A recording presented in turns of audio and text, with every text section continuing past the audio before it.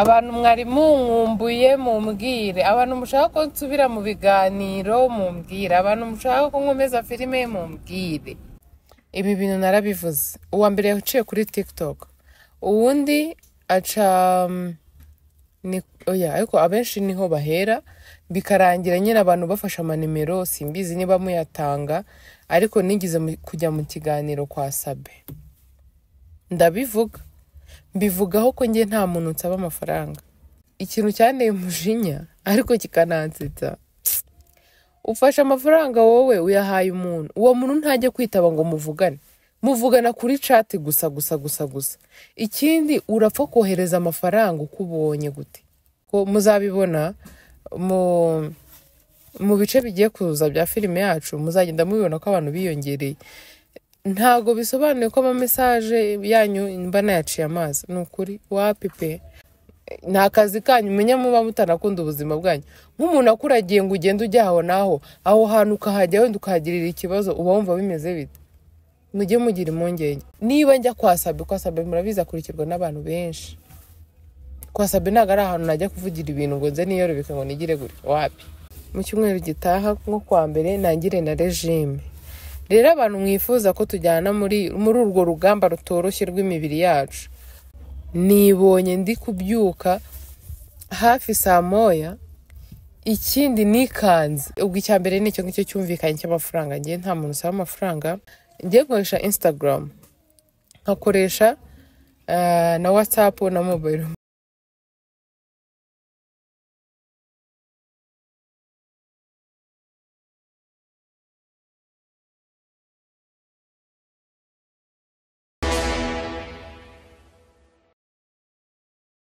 Muraho neza, amahoro y'Imana bane namwe, Nyagasani akomeze kubarinda. Hari hashize imyaka n'imyaka nakora ikiganiro, numvaga nkumbuye gukora ikiganiro, ariko kubera utuntu n'utundi bikanga.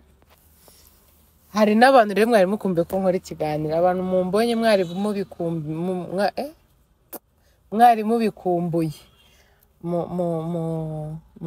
mume imitima myinshi cyane muri comment. Uyu munsi sinzi ukuntu numvishije, nyine nagize Imana nako mbonye nyine uburyo bwo kuba nakora ikiganiro, nkagira n'ibintu bimwe na bimwe mvugaho ku bintu bimaze iminsi bimvugwaho byinshi cyane. Ubu ngubu tugiye kugenda gatoya ahantu hano hirya. Hari abantu muzi hano hantu turi he? Hari abantu muhabonye mugahita muhamenya. Hari ukuntu rero uyu muhanda bawukoresha cyane, ntabwo nakisanzura ngo mvuge neza ngo munyumve ijwi muryumve ryose uko ryakabaye. Haba hari amamodoka menshi, abamotari benshi, n'abantu baba barimo kwigendera bisanzwe.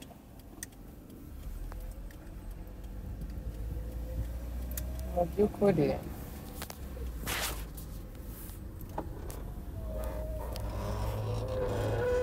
koko kirahure, mwumva ukuntu icyo kirahure kivuga. Abantu mwari munkumbuye mumbwire, abantu mushaka ko nsubira mu biganiro mumbwire, abantu mushaka ko nkomeza filime mumbwire. Ibintu byose murabyemerewe kumbwira, gusa filime yo ko byagenda kose ngomba gukomeza kuyikora. Ahubwo abantu mwifuza ko nzajya ncishamo n'ibiganiro, nkabereka ukuntu bana banjye bamaze gukura, mumbwire. Nabyo mfite kubikora kabisa, kugira ngo turyoherwe twese. Abakunda filime bikomeze bibaryohere, abakunda ibiganiro namwe ntimubibure ibintu nk'ibi.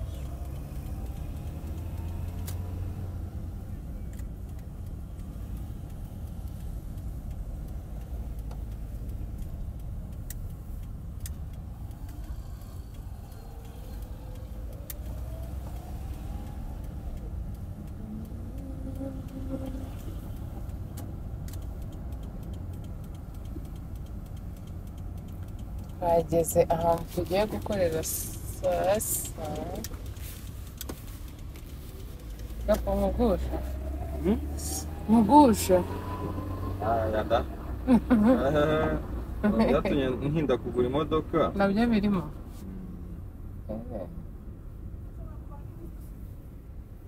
ikintu cya mbere nashaka kubabwira ni nyine navuze ngo byamvugwagaho ni ikintu kijyanye n'abantu bagiye batekera abantu imitwe bakajya bababwira ngo ngiye ngo ndashaka ngo abakinnyi ngo mu rwego ngo rwo kwagura ngo filime ngo turashaka abakinnyi hari umuntu bagiye baha amafaranga hari uwabacaga 20 undi akabaca 25 ngo bikaba ubwo yagabanyije ngo yabikuye kuri 80 nshuti zanjye ibi bintu narabivuze uwa mbere yaciye kuri TikTok uwundi aca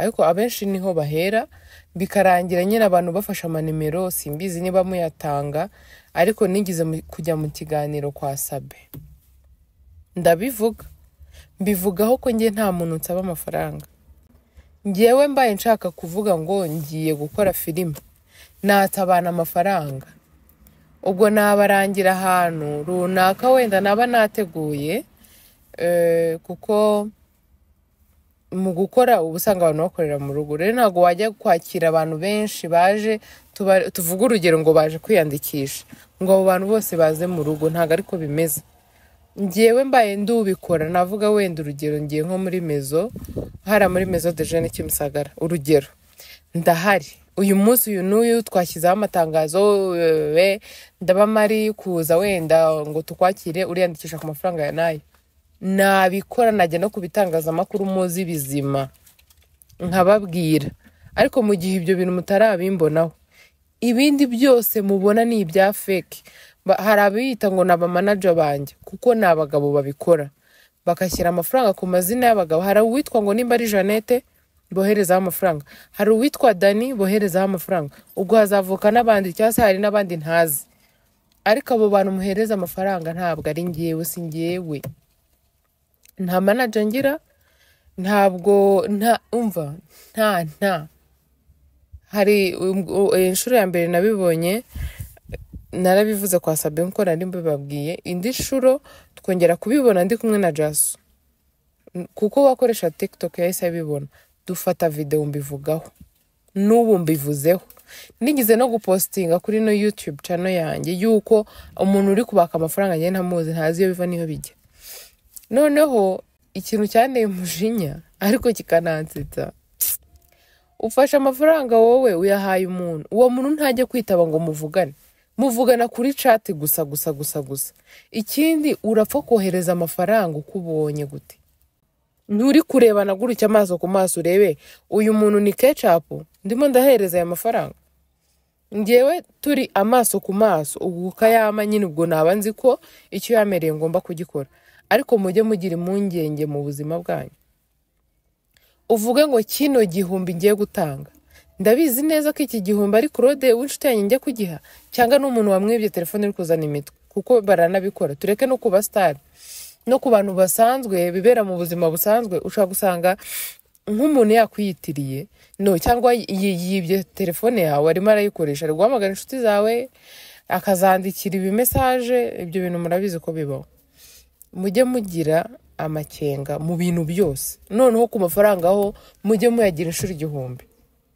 ngewe ninyenera abantu bakaza muri timu yanjye ari uko bishyuye nzabibamenyesha mwishyure bibe ibintu biciye mu buryo ntabwo nzabikora bugegera cyangwa buturi ntabwo bishoboka ntabwo ibyo bintu nabikora hari abantu bari kugenda biyongera muri filime ntabwo mbishyuza bo ubwabo ku giti cyabo babivuga ntabwo mbishyuza kandi ndebe nyine iyi role irakinwa n'umuntu umeze gutya na gutya nkareba uyu muntu ese arabishoboye gukina ese ubundi iyi role barajyanye nibyo akupana ibintu byo kuvuga ngo ngewe ikindi wenda ibyo ngibyo byanumvikanye reka mbireke ku bantu mwanyandikiye message ntago nongere mbisubiremo ntabwo mubibona ko mba nabibonye kuko nazisomye ko amafoto nayarebye nukuri amafoto ndayabona, message zanyu ndazibona, ariko mujye mwumva ko muzabibona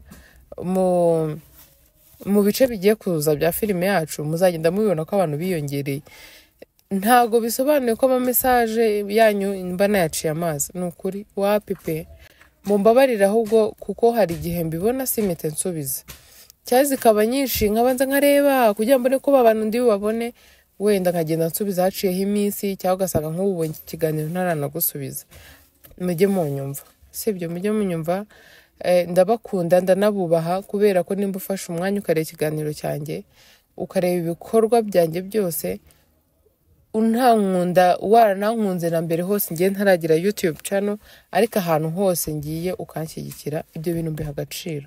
Mbishimira Imana n'abantu cyane, kandi ndi hafi kuzuza 100,000. Rero murebe kuri mu bigenza byuzure vuba. Uku kwezi turimo kwa gatandatu kurangira 100,000 byuzuye neza, nzagaruke nje kubabwira ngo nyuma ya cya kiganiro noneho bya 100,000 byuzuye bimeze gutya na gutya.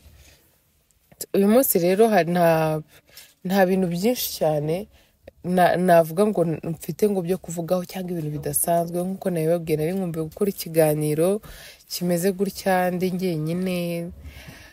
Hari haciyeho igihe kinini ntakora ikiganiro ndi njyenyine, ariko se bundi ngo ntari njyenyine. Hari haciyeho igihe nakora ibiganiro twari twibereye muri filime, usibye ko n'ubundi ntabiretse, ahubwo nuko nari mbonyemo uburyo.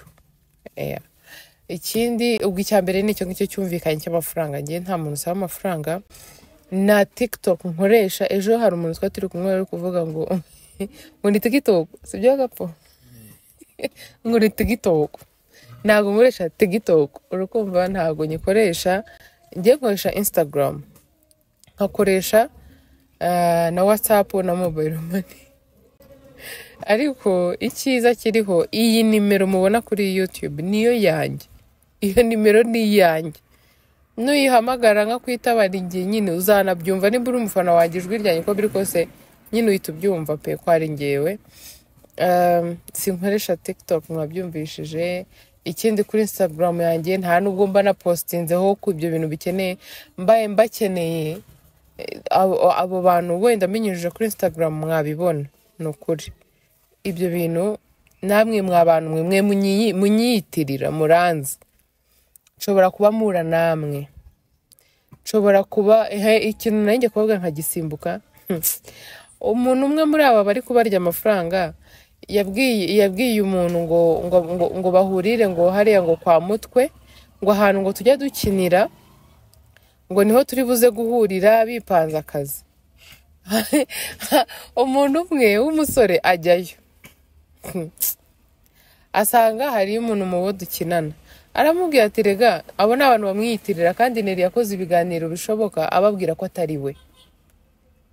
Aramubwira ati wenda ibyo byabaye hari impamvu. Ati basi ubwo muye namwe mureke mufate nimero yanjye, nimukenera umukinnyi muzambwire. N'umusore babikoze. Umusore twafashe nimero ye n'amafoto twarayabonye. Mu by'ukuri nitubibona hari ahantu tugukeneye tuzakubwira uzukine. Mwe rero baragira gutyo bakababwira ngo mugende ngo mujye ngo ahangaha ngo gutya na gutya sha. Nta kazi kanyu menya muba mutanakunda ubuzima bwanyu. Nk'umuntu akuragiye ngo ugende ujya aho naho, aho hantu ukahajya wenda ukahagirira ikibazo, uba wumva bimeze bite? Mujye mugira impungenge. Kugira impungenge ntago ari ubugwari, nta nubwo kugira impungenge ari kuba umunyantege nkeya nyine. Ntago ari ibyo abantu bari fake. Kugira impungenge ni byiza, bibe mu gutanga ikintu cyawe. Ese niba nshaka gufasha urugero, umuntu kuri YouTube yavuze ko afite ikibazo n'ibiki, atanze nimero, uwo nguwo wenda nta nubwo nzajya no gucukumbura ngo menye ngo ibiki, aho nayohereje byarangiye. Ariko kuri YouTube nimba muye n'umuntu ari kuvuga ngo urugero wenda nk'uko ngiye nkavuga ntago ndi kwakira wenda abantu, cyangwa se mba ndi no kwakira abantu ntago ndi kubishyuza, undi akaza kwishyuza, kandi ngewe nyirabyo nagiye. Niba njya kwa Sabe murabiza kurikirwa n'abantu benshi. Kwa Sabe ntago ari ahantu najya kuvugira ibintu ngo nze niyorobeka ngo nigire gutya, wapi. Niba ngewe ngiye ahantu nkavuga ngo ndi kwakira abantu muri iyi minsi, turi gukora gutya, turi kongeramo abantu, ariko ntabwo ngende kubasaba amafaranga, hakaza undi gusaba amafaranga, wowe ukayatanga kandi ikiganiro cyanjye warakibonye, ubwo ni ukuvuga ko nta mpungenge nyine uba ugira mu bintu byawe, ntabwo ari byiza. Ibyo ngibyo tubisimbuke, tubyihorere, tubyibagirwe. Abantu rero mukunda siporo, abantu natangiye siporo mu kwezi kwa kabiri k'uyu mwaka ku itariki 6. Kuva kuri izo tariki 6 ndakora mu kwa gatatu kugeza mu matariki nka 17 ngiramo utuntu tutari tunyoroheye ku buryo nashidutse ngeze mu kwa kane mu matariki ya nk'eshatu aba aribwo nongera gukora. Urumva nari nahagazemo aho ngaho. Ubundi mu kwa kabiri, mu kwa kane no mu kwa gatanu niyo mezi mbara nakozemo siporo nziza. Ukwezi kwa gatatu ni nkaho kwamfiriye ubusa kose. Natangiye rero mfite ibiro 90. Uyu munsi mfite ibiro 84. Muri kumva ukuntu biba birimo biragabanyuka, no mu maso yanjye biragaragara ko byagabanyutse. Hano narahombanye, nabaye ngo byatangiye kuza, utu twatangiye kugaragara. Ubundi twari twarabuze, twarabereye icyarimwe gutyo. Rero mana yanjye, mu makuru meza nari mfite, aya mbere nayo ngayo, gusa amaso amereye nabi. Aya mbere nayo ngayo y'ukuntu navuye ku biro 90, ubu ngubu nkaba mfite ibiro 84. Urugendo rwanjye rukaba rugikomeje cyane cyane, kandi ayiwe gapura sasa ngenda ndashaka ibiro 85. Urumva ndacyafite gukuraho ibiro byinshi. Sinshaka no kubibara ko natangira ubunebwe. Urugendo rwanjye ruracyakomeje rwo gukuraho ibiro. Ikindi ndi gukuraho ibiro kandi nta regime ndi gufata, kubera muri ino minsi ishize, mu kwezi kose gushize, shuti zari nyinshi, akazi kari kenshi. Imana ishimwe ko kabonetse, nanayisaba ko kakomeza kuboneka, kakaba kenshi n'umusaruro wako ukaboneka. Uku kwezi kose gushize narindi bize bya hatari. Ubundi nari nzi ko aribwo nzaba natangiye kuba nafata regime ndi no gukora siporo kugira binyorohereze gukuraho ibiro, kuko iyo urimo gukora regime ukanakora siporo biragufasha nyine, ibiro birihuta, bivaho byihuse. Ariko ntabwo byankundiye, bitewe nuko hari igihe wasangaga ndiye saa 8 cyangwa nkarya saa 10 cyangwa sinanariye, ugasanga rero birapfuye. Kandi regime yanjye mfata isaba kurya saa 6 zuzuye, kandi nkagira ibiryo ndya bitandukanye n'ibiryo narya ndi mu bantu benshi. Ugasanga uri mu bantu benshi, nagomba kujya gushyiraho ngo uyu munsi ngo ndarya gutya, nakavuyo. Usanga uri muri ivuna, kandi hari n'igihe ukeneye imbaraga nyinshi ngo uzikoreshe, ubwo utafashe ibintu birimo isukari ukabura amenetse. Ikindi, nasubiye guhikinga, nasubiye mu musozi. Ubu ngubu nyine siporo narazihagurukiye, nabonye ibiro ngize, ndavuga rero ngomba gukoresha uko nshoboye, ngashyiramo imbaraga. Ngaho ko batangiye kudutera amabuye, ngaho da ninde yateye? Urumva nabonye ibiro bitangiye kugabanyuka, bima imbaraga zo kongera rero siporo nanjye nkora. Ubu hari abantu kera twajyaga tujyana mu musozi twize guhura, barambwira ngo disi ngo twarakubuze ngo tujye tuzamukana n'abamama 2. Ariko ubu ngubu nasubiyeyo, ubu nazo ngiye kuzifatanya na gym. Wenda mu cyumweru gitaha nko kwa mbere nangire na regime. Rero abantu mwifuza ko tujyana muri urwo rugamba rutoroshye rw'imibiri yacu, mumbwire nzareba ukuntu nakora video. Izaba ndende uko biri kose, ko izaba ndende. Wenda nzakora video kwa mbere, kwa kabiri, kwa mbere, kwa kabiri, kwa gatatu nzifatanye nyine ibe video imwe. Kwa kane, kwa gatanu no kwa gatandatu bibe video imwe, kuko ngiye ndi gukora regime kugira ngo binyorohere no muri ngewe.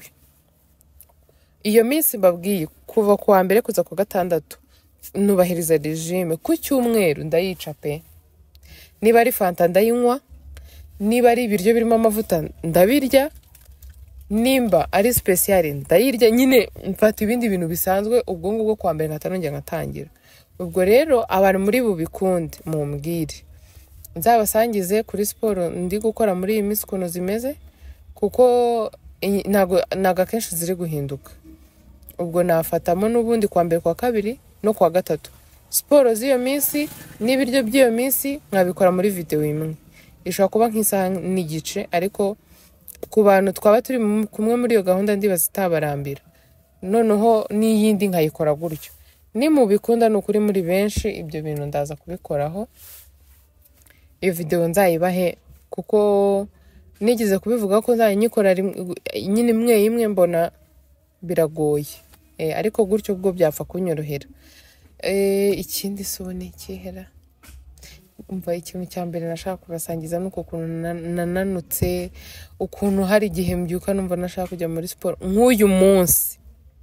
Ubundi ngewe nabyukaga saa 12 cyangwa n'imwe n'indi minota nkagira ibintu nkora, ubundi umugabo wanjye yamara kujya mu kazi nanjye nkagenda ngakora siporo. Ariko uyu munsi nibonye ndi kubyuka hafi saa 1, ikindi nikanze nta nubwo nanavuga ngo sinzi ikintu cyankanze, ushaka ari nk'umuryango abantu bakinguye mu rugo nkikanga. Nyine narindushye, ukuntu narimeze numvaga nshaka kureka siporo. Nageze no muri gym barambwira ngo mfite ubunebwe, ariko ntacyo iminota 45 nayikoze mbiri byuya. Ndavuga byibura ndaruta utagiyeyo. Ndavuga ngomba gukoresha uko nshoboye nkagira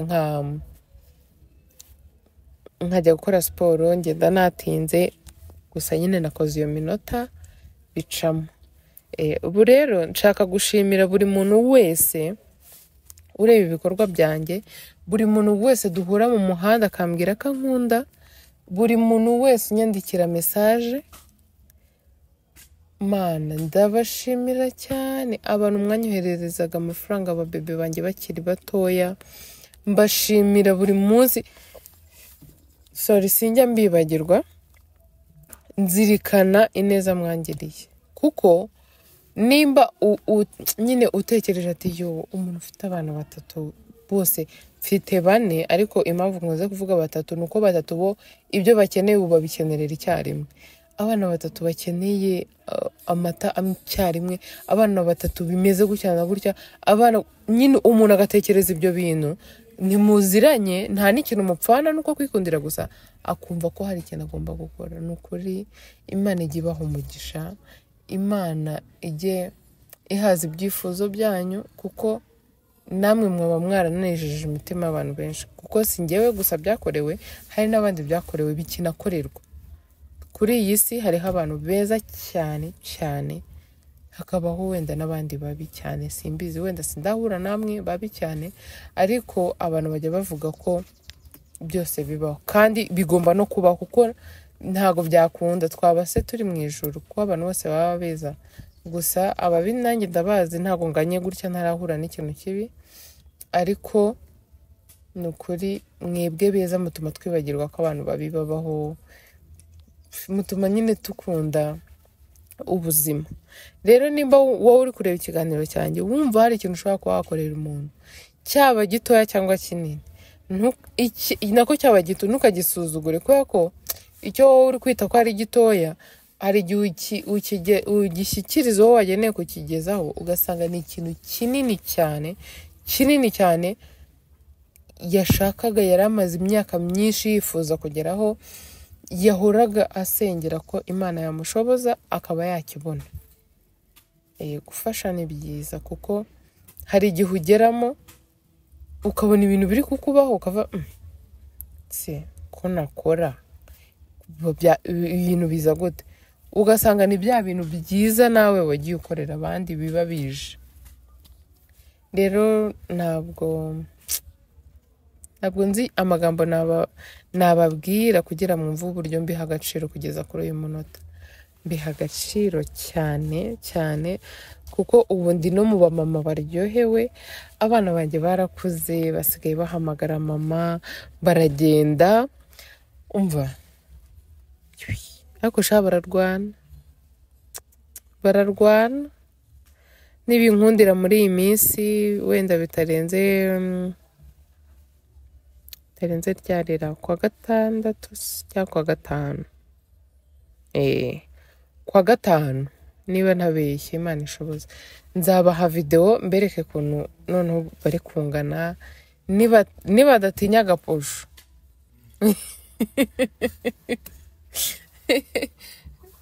niba batagutinya bazagenda. Hari ukuntu iyo babonye umuntu wenda batamenyereye kubona cyane nyine bagira ye baba we nta nubwo bashaka guhaguruka aho bicaye banakureba utabakozeho bakarira kubera nyine ntabwo baba bamenyereye kubona abantu bashyashya mu rugo kenshi kubera abantu nyine b'iwacu ntabwo tukunze kugira abantu benshi badusura ni bakeya abantu mwambuze mwihangane inshuti zanjye kuwa gatanu nibikunda nzabasangiza video y'abana murebe ukuntu bamaze gukura murebe ukuntu biba bimeze neza iyo umuntu yiriwe mu rugo agakina nabo kaganira nabo ubu dusigaye tuvuga se ni igishinwa ni igisharabiya ibintu nk'ibyo ngibyo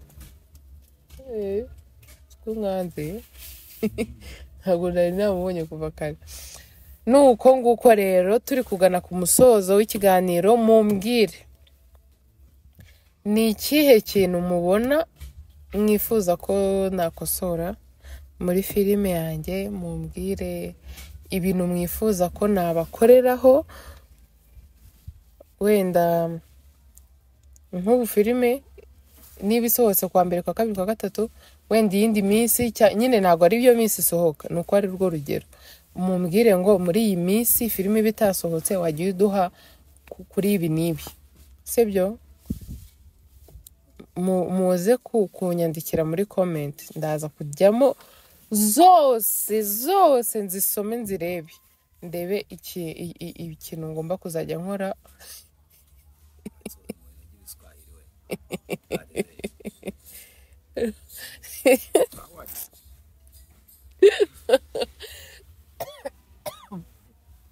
ndebe ikintu nzajya nshyiramo muri iyo minsi filime itasohotse turebe ikintu tugomba gushyiramo cyagira icyo kimarira ku bantu nyine cyagira icyo kitwigisha kuri twese kuko ushobora gusanga hari ikintu uzi ariko wenda wowe udakunda kamera utanajya imbere yayo ariko ukabona njyewe wakinsangiza tukabasha kukigiraho turi benshi ni muri ubwo buryo rero muze kubikoraho ubonye kwandika none hari abantu bambwiye ngo ntabwo yajya muri comment ngo yandike mu gihe abonye zimaze kuba nyinshi abatekereza ko nshaka kutazibona ikindi hari n'igihe ngo abadashaka ko we abadakunda kuba yakandika comment akanyandikira kuri WhatsApp kuko kunyandikira ni byiza kuruta kumamagara kubera ko ushaka kumamagara telefone sinyumve ushobora kumamagara ndi mu muhanda wenda nkitaba ni gatoya nitubasha kuba twavugana umwanya munini